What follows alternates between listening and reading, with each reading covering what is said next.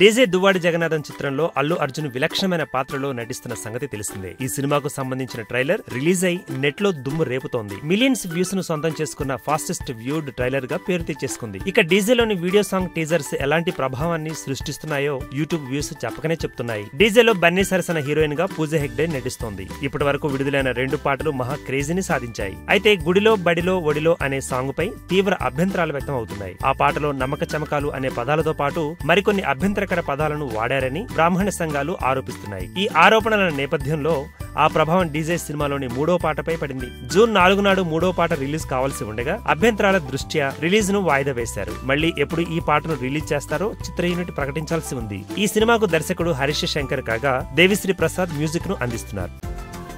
ఈ వీడియో గనుక మీకు నచ్చినట్టయితే లైక్ చేయండి, షేర్ చేయండి, సబ్స్క్రైబ్ చేసుకోండి.